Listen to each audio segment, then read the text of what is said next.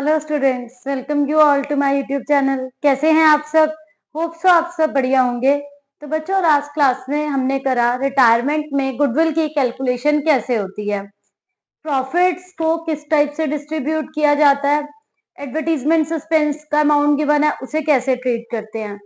इन सब के बाद गुडविल को कैसे ट्रीट करते हैं वो हमने कर लिया। नाउ द टॉपिक इज कि जब फुल फ्लेज क्वेश्चन आता है एग्जाम में, उसमें आपने कौन कौन से अकाउंट्स बनाने हैं। जैसे हमने बच्चों एडमिशन में रिवैल्यूएशन अकाउंट बनाया था, then partners capital and the last is the balance sheet. Same आपको यहाँ पर भी तीनों अकाउंट्स बनाने हैं, partners capital, revaluation and balance sheet.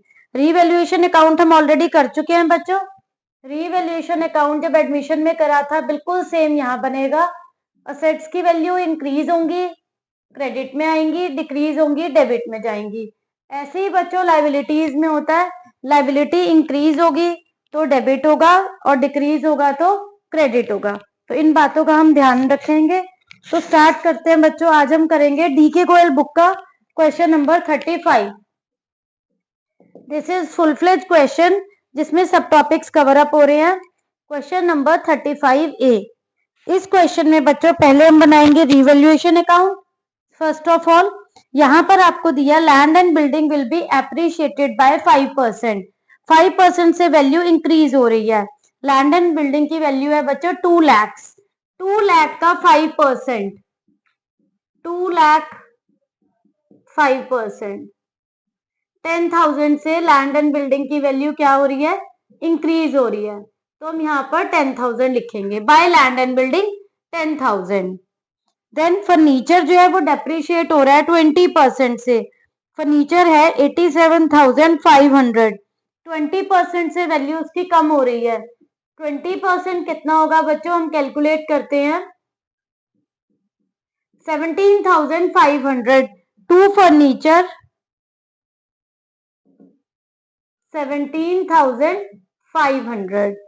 Then provision for doubtful debts will be made at 5% on debtors. 20,000 हमारे बच्चों डेटर्स हैं, प्रोविजन बनाना है आपको 5% का, ये हो जाएगा आपका 1,000। ऑलरेडी प्रोविजन बना हुआ है बच्चों 500 का, तो अब आपकी लाइबिलिटी कितने से इंक्रीज हो रही है? 500 से। आपका प्रोविजन आया 1,000 का, 500 से ऑलरेडी बना हुआ है, 500 से न्यू प्रोविजन बन गया। नेक्स्ट है प्रोविजन फॉर लीगल क्लेम्स।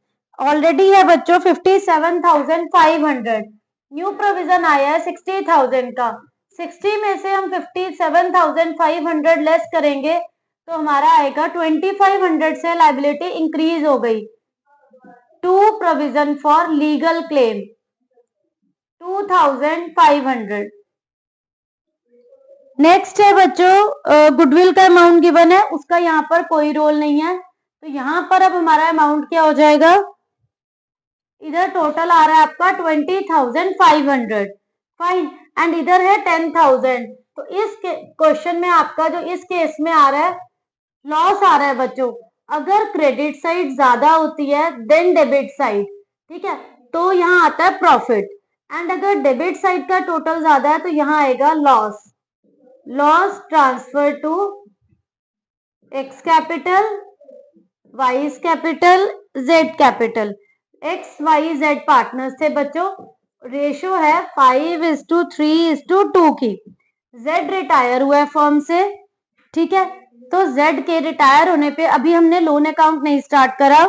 इस क्वेश्चन में ये मेंशन नहीं है कि लोन अकाउंट बनाओ, अदरवाइज मैं आपको लोन अकाउंट के क्वेश्चन भी कराऊंगी। अभी हम ये सिंपल क्वेश्चन कर रहे हैं। तो यहाँ पर आ गया आपका लॉस 10,500 का। इस 10,500 को डिस्ट्रीब्यूट करेंगे हम 5:3:2 में। 5/10,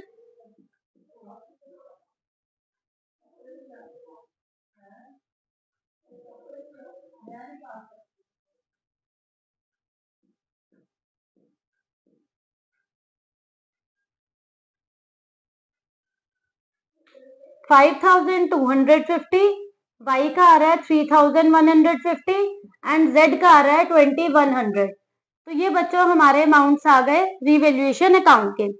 इसके बाद जो हमारा नेक्स्ट स्टेप होता है बच्चों that is partners capital account, हमने एडमिशन में करा था पार्टनर्स कैपिटल अकाउंट, जिसमें हम तीनों पार्टनर्स के लिए अकाउंट्स बनाते हैं।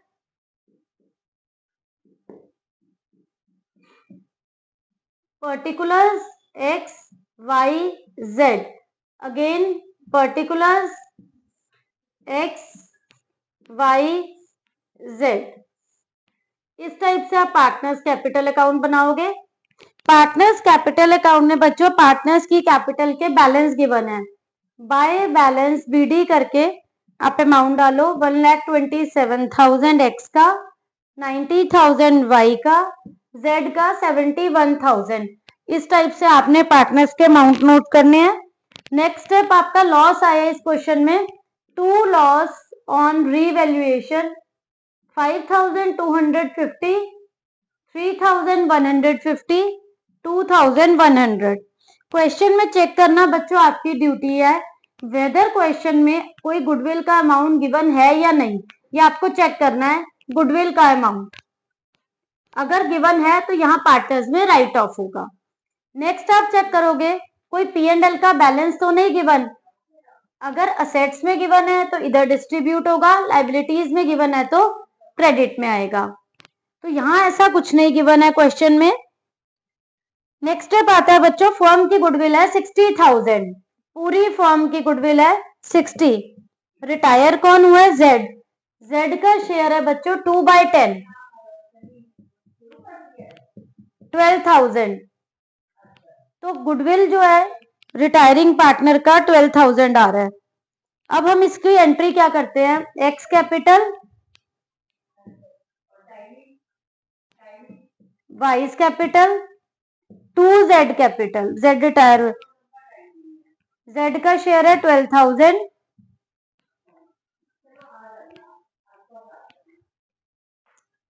जेड रिटायर हो गया तो एक्स और वाई की न्यू रेशियो क्या है बच्चों, क्वेश्चन में गिवन है 5:3।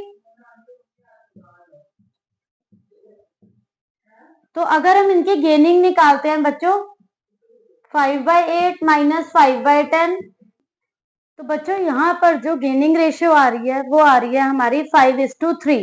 तो हम गुडविल को किस रेशियो में बांटते हैं, 5:3 की रेशियो में। तो उसका शेयर है 12,000, 12,000 मल्टीप्लाई 5/8, 7,500, 4,500, 7,500, 4,500। तो by X capital by Y's capital आप जेड के अकाउंट में डालोगे 7,500, 4,500। टू जेड कैपिटल करेंगे और इन दोनों में हम पोस्ट करेंगे टू जेड कैपिटल, एक्स में 7,500, 4,500। इस टाइप से हम गुडविल का एंट्री का अमाउंट यहाँ पे डालेंगे। इसके बाद हम अमाउंट देखेंगे और कोई हमारा पेंडिंग अमाउंट तो नहीं है। 70,000 from Z capital account will be transfer to his loan account, वो उसके लोन अकाउंट में ट्रांसफर हो जाएंगे, क्वेश्चन में लिखा है, और बैलेंस हम उसे पे करेंगे चेक से। तो जेड रिटायर हो रहा है, 70,000 जेड के कैपिटल से उसके लोन अकाउंट में जाएंगे। तो यहाँ पर हमारा टोटल आ रहा है 1,27,000 का, एंड यहाँ पर टोटल आपका जो आ रहा है ये हम रफ में कर लेते हैं 7,500, 5,250, 12,750। तो हमारा जो एक्स का बैलेंस आ रहा है वो आ रहा है 1,27,000 माइनस 12,750। तो ये कितना आ जाएगा, 1,14,250 आ रहा है एक्स का। तो हम यहाँ लिखेंगे टू बैलेंस सी डी 1,14,250। फिर वाई का बैलेंस कितना आ रहा है अब हम वो चेक करेंगे।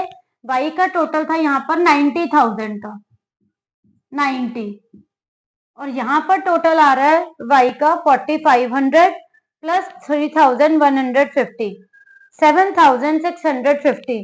90,000 में से 7,650 लेस कर दो, 82,350 आ रहा है बच्चों। y का 82,350, x का टोटल 1,27,000, y का टोटल आ रहा है 90,000। ठीक है, अब हमारा यहाँ z का देखते हैं बच्चों, बैलेंस क्या आ रहा है। जो z रिटायर हो रहा है हमें उसे पे करना है। z का यहाँ पर आ रहा है 83,000 और इधर हो रहा है 2,100। तो यहाँ पर लिखा है बच्चों, हम z के जो लोन अकाउंट में ट्रांसफर कर रहे हैं वो कर रहे हैं 70,000 का अमाउंट। तो यहाँ हम लिखेंगे z लोन अकाउंट। यहाँ पर हम लिखेंगे बच्चों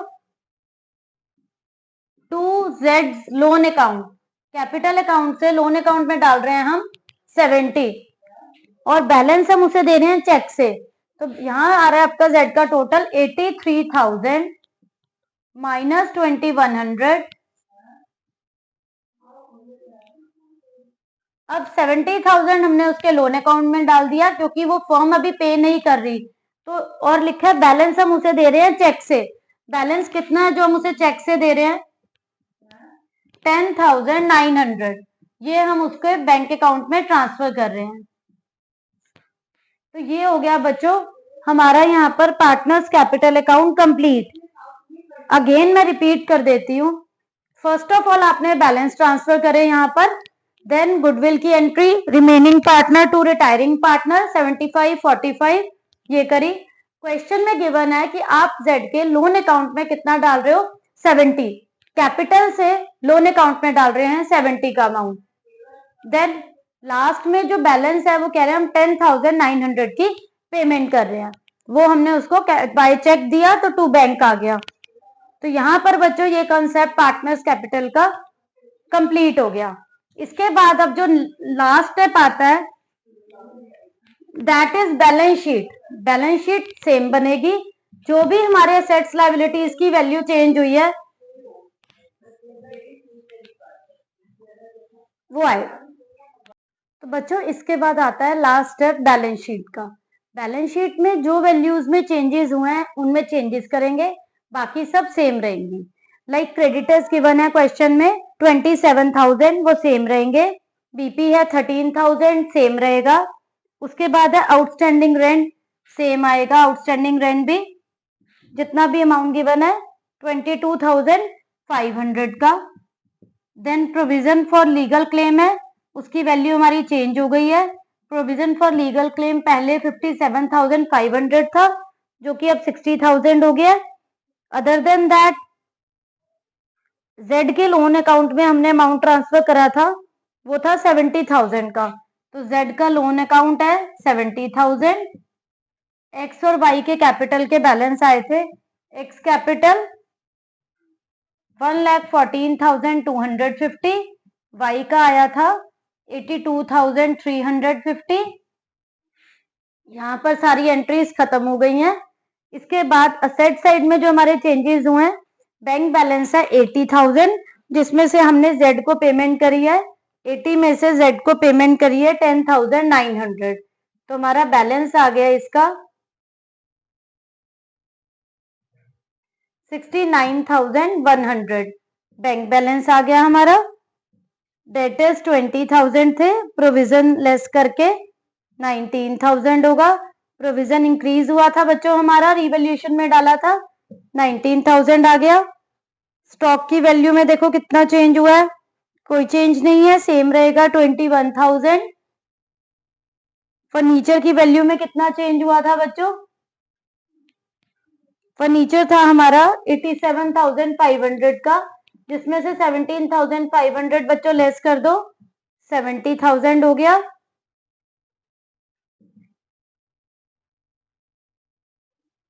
then land and building, land and building बच्चों हमारी अप्रिशिएट हुई थी 2,10,000। अब आप दोनों साइड का बच्चों टोटल करोगे एंड आपका टोटल जो है वो टैली हो जाएगा। जिन स्टूडेंट्स का ये टोटल टैली नहीं होगा दैट मीन्स उनके क्वेश्चन में कहीं ना कहीं कुछ मिस्टेक आ रही है, तो उन्हें चेक करने की नीड है।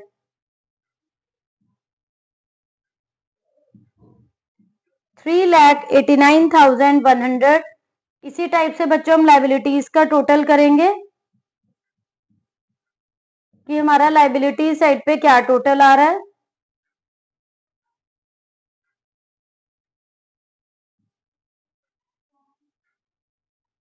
1,14,250, 82,350,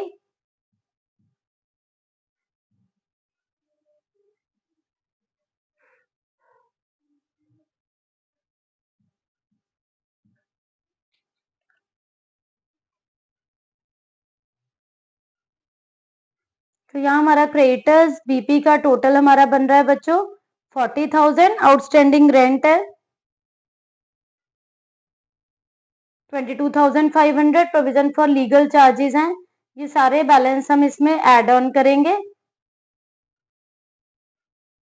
और हमारा ये टोटल यहाँ पर आपका एक बच्चों XZ का लोन अकाउंट था, तो हमारा ये टोटल दोनों साइड का 3,89,100 जो है टैली कर रहा है, विच शोज कि हमारी अगर बैलेंस शीट बच्चों करेक्ट है तो हमारा क्वेश्चन बिल्कुल करेक्ट है।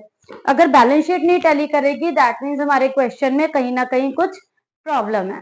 तो यहाँ पर बच्चों हमारा ये क्वेश्चन कंप्लीट होता है। फर्स्ट स्टेप करा हमने बच्चों रीवैल्यूएशन अकाउंट का, देन हमने बनाया पार्टनर्स कैपिटल अकाउंट, जिसमें मैंने आज आपको लोन अकाउंट नहीं कराया है। नेक्स्ट क्लास में मैं आपको लोन अकाउंट कराऊंगी।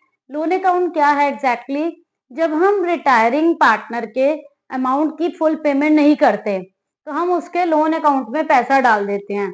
ठीक है, जेड हमने यहाँ पे जेड के लोन अकाउंट में पैसा डाल दिया 70, जो हमने यहाँ भी ट्रांसफर करा था कि वो हमारी लाइबिलिटी है।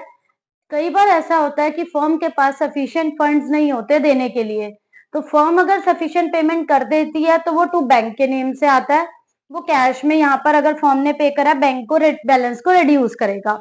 एंड अगर हम पेमेंट नहीं कर पाते तो हम रिटायरिंग पार्टनर के लोन अकाउंट में डाल देते हैं, उसे हमें लाइबिलिटीज में शो करना है।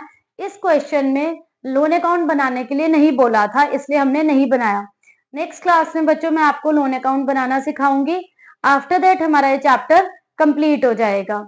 तो होप सो बच्चों आपको ये क्वेश्चन कंप्लीट समझ आ गया होगा, कोई डाउट नहीं होगा।